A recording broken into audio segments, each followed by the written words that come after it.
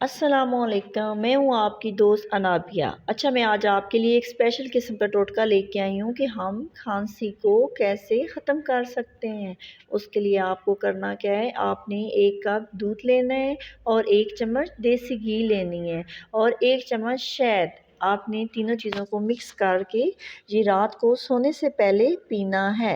आप देखेंगे कि 1 हफ़्ते के अंदर आपकी सारी खांसी ख़त्म हो जाएगी। अगर मेरा चैनल पसंद आए, लाइक करें, सब्सक्राइब करें, शेयर करें। बहुत शुक्रिया।